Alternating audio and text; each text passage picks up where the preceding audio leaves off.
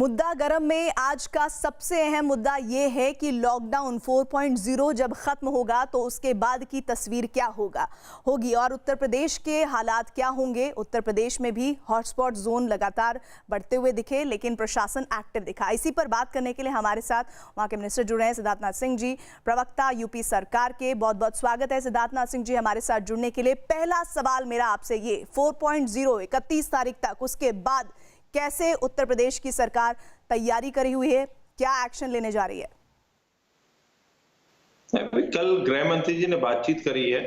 अब उत्तर प्रदेश अपना एक मुख्यमंत्री जी इस पे चर्चा करके अपना एक उत्तर प्रदेश का क्या विषय रहता है, क्या सोचता है, उसके बारे में अपने हम लोग भेजेंगे और फिर एमएचए की जो गाइडलाइंस आएगी उसके आधार पर हम लोग अपनी कार्य योजना बनाएंगे। तो अभी तो एक बातचीत का दौर शुरू हुआ है, तो देखते हैं क्या बनता है। मगर लॉकडाउन 5 में क्या निर्णय फिर फाइनली होता है उसके बारे में आप लोगों को जानकारी जरूर देंगे। नहीं, लेकिन सिद्धार्थनाथ जी ये अहम इसलिए है क्योंकि हम देख रहे हैं कि कई राज्य बहुत तेजी से ये संकेत दे रहे हैं कि आगे भी लॉकडाउन को बढ़ाया जाएगा। और अगर मैं उत्तर प्रदेश की बात करूं तो वहां पर तो चुनौती इस लिहाज से भी ज्यादा है कि प्रवासी मजदूर बहुत तेजी से आ रहे हैं।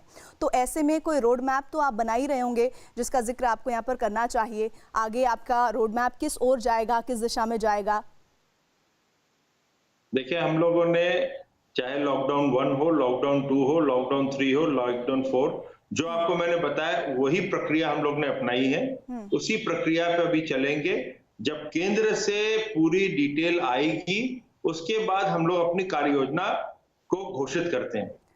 मैं इसलिए ये सवाल पूछ रही हूँ क्योंकि केंद्र सरकार ने जिम्मेदारी राज्यों को सौंपी है। जैसे हवाई जहाज के मामले में भी कुछ सरकारों ने कहा कि भाई अभी हम स्थिति में नहीं है, हम ऐसा नहीं कर सकते हैं। तो ऐसे में राज्य सरकार, उत्तर प्रदेश सरकार क्या तैयारी सोच रही है? क्योंकि आगे वाली जो स्थिति है, जैसा कि पेंडेमिक को लेकर कहा जा रहा था कि जून जुलाई पीक पर होगा, तो उस पीक के लिए आप लोगों की तैयारी के लिए जो पॉइंटर्स हैं वो किन पॉइंटर्स पर उत्तर प्रदेश सरकार आगे बढ़ेगी? हम लोग जो हम लोग का उत्तर प्रदेश के अंदर हमारे मुख्यमंत्री जी ने केंद्र सरकार की कार्य योजना जो है उसके आधार पर अपनी कार्य योजना बनाई। जहां पर हम लोग को छूट दी गई है हर राज्य को, उस छूट के आधार पर हमने अपनी कार्य योजना को आगे घोषित किया है। लॉकडाउन 4 के अंदर भी जो रेड जोन्स हैं और जोनिंग जितनी है उस पे हम लोग ने अब अपना निर्णय करना शुरू करा है। उसकी जोनिंग हम करते हैं, उसका जो रेडियस है उसको हम लोग डिसाइड राज्य करता है। उसके अंदर दुकानें खुलेंगी नहीं खुलेंगी वो भी हम लोग निर्णय कर चुके हैं कि दुकानें ऑल्टरनेट डेज पे खुलेंगी। तो ये सब चीजें जो है वो हम लोग ऑलरेडी अनाउंस कर चुके हैं। मगर अभी फिर मैं आपको कहूंगा कि लॉकडाउन 5 की डिटेल्स जब केंद्र से आती हैं उसके आधार पर हम लोग अपनी कार्य योजना आप लोगों के बीच में लेकर आएंगे। चलिए ठीक है, आप नहीं बता रहे कि 5.0 होगा उत्तर प्रदेश में या फिर उसकी रूपरेखा क्या होगी। आप कह रहे हैं कि भाई जैसा केंद्र की गाइडलाइंस होगी उसके आधार पर हम आगे फैसला करेंगे। प्रवासी मजदूरों की बात करते हैं। अभी थोड़ी देर पहले ही मैं बता रही थी दर्शकों को कि 11 लाख के करीब मजदूरों को लेकर, प्रवासी मजदूरों को लेकर उत्तर प्रदेश सरकार ने बहुत कड़े नीति निर्देश बनाए हैं। उनका पालन करने की कोशिश है ताकि उनको अपने जीवन यापन की कोई दिक्कत ना हो। तो वो कैसे किया जाएगा उस बारे में बताइए। देखिए, उत्तर प्रदेश के अंदर कोई 25 से 26 लाख प्रवासी मजदूर आ चुके हैं। उसके 18 लाख हम लोग ने उनकी मैपिंग करी है। उस 18 लाख के अंदर आज मुख्यमंत्री जी के समक्ष जो 4 ऑर्गेनाइजेशन है जिसमें फिक्की है, जिसके अंदर जो कंस्ट्रक्शन लेबर्स होते हैं, नडेको है, फिर उसके साथ अपना इंडियन इंडस्ट्रीज एसोसिएशन और लघु भारतीय उद्योग ने कोई 11 लाख का हम लोग को एमएसएमई विभाग को अपनी रिक्वायरमेंट भेजी थी। क्योंकि स्वाभाविक है कि यहाँ उनके साथ जो लेबर थी वो कहीं ना कहीं किसी राज्य से स्किल्ड आई थी, वो वापस चली गई। तो इसी के अंदर हम लोगों के जो हम लोग की मैपिंग हुई है उसमें बड़े अधिकांश कंप्यूटर वर्कर्स हैं या कंप्यूटर वाले लोग, टेक्नीशियंस हैं। हम लोगों के पास काफी कंस्ट्रक्शन लेबर जिसके अंदर विशेष रूप से जो आपके राज्य मिस्त्री होते हैं, इलेक्ट्रिशियंस होते हैं, प्लम्बर्स होते हैं, फिर इसके अंदर काफी जो एक सुपरवाइजरी रोल्स जो प्ले करते हैं, चाहे वो रोड निर्माण हो या बिल्डिंग निर्माण हो, कोई निर्माण में जो सुपरवाइजरी इंजीनियर्स होते हैं, ये सब की हम लोग को डिटेल्स आई मैपिंग के तहत। वो हम लोग ने इंडस्ट्रीज के साथ शेयर करी और उन लोगों ने कहा इन लोग की हम लोग को आवश्यकता है, तो उसका एक एमओयू हुआ है कि आप उत्तर प्रदेश में जो प्रवासी जो श्रमिक आए हैं वो हम आपको दे सकते हैं। उसको हम ऑर्गेनाइज कर दिया है हम लोगों ने, स्किल उनको मैपिंग करके, और साथ ही साथ जो रिक्वायरमेंट आपके इंडस्ट्रीज की है उनको हम लोग ने उनसे ले लिया है। तो ये 11 लाख की एक बहुत बड़ी मैं कहूंगा उपलब्धि है योगी आदित्यनाथ जी की सरकार की।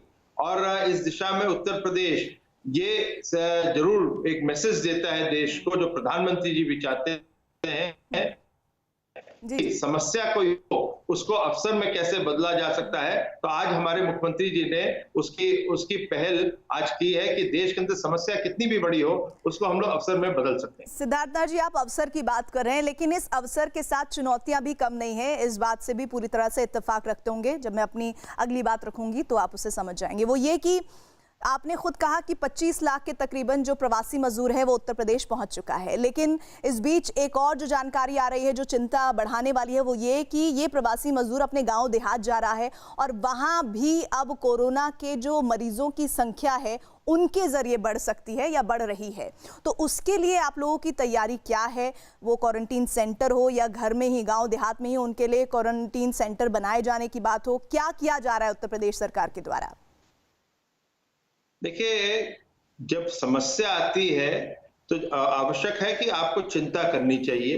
तो चिंता की गई है, मगर उसको कार्य योजना में हम लेके जब चलते हैं, उसकी कार्य योजना बना लेते हैं और मुख्यमंत्री स्वयं वो अपनी टीम 11 के मेंबर्स की टीम के साथ उसका रोज उसके बारे में समीक्षा करते हैं, तो हर चीज संभव बनती जाती है।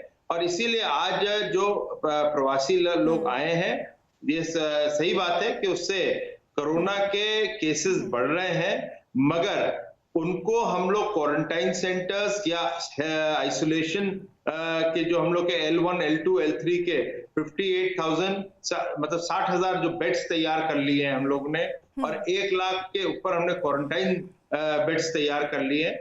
तो वहां पे भेजकर उनको होम क्वारंटाइन के साथ उनके ऊपर हम लोग निगरानी रख रहे हैं। और इसलिए आज जो डेथ रेट्स है वो उत्तर प्रदेश में सबसे कम है देश भर में।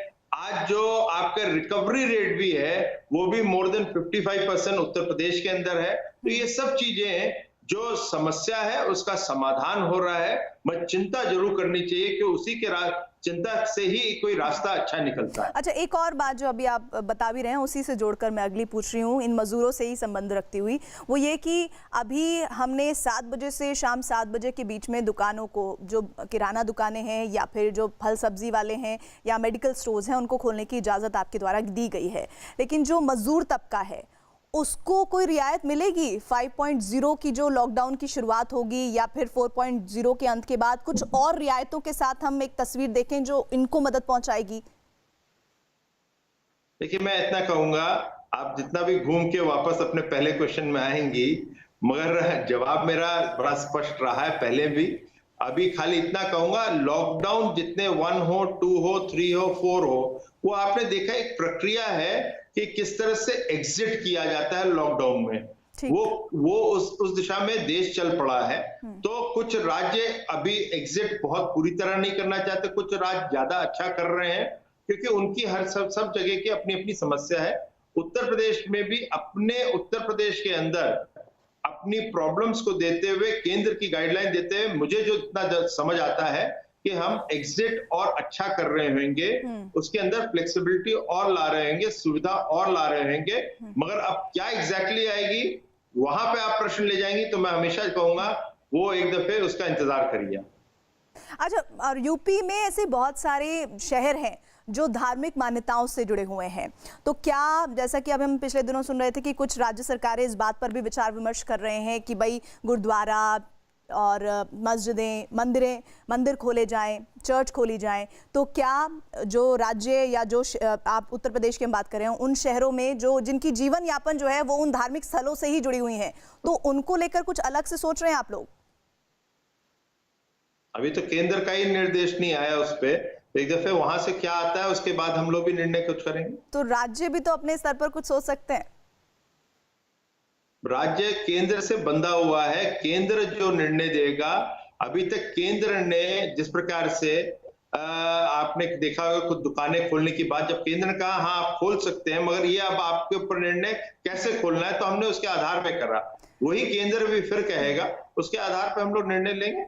अच्छा, एक और बात वो ये कि मैं भी उत्तर प्रदेश की रहने वाली हूँ और मैं जब ये टॉप 5 राज्यों की बात करती हूँ तो उसमें उत्तर प्रदेश का नाम नहीं आता, तो थोड़ी राहत भी होती है। लेकिन उन राहत को लगातार बनाए रखने के लिए उत्तर प्रदेश सरकार क्या क्या कर रही है? एक छोटा सा और एक एग्जाम्पल देना चाहती हूँ। आज सुबह की बात है, आप लोग ये कैंपेन कर रहे हैं कि लोग घर घर जाकर पूछ रहे हैं कि भाई आपके घर में कितने मेंबर्स हैं और उनको खांसी तो नहीं है, कोई बाहर से तो नहीं आया है।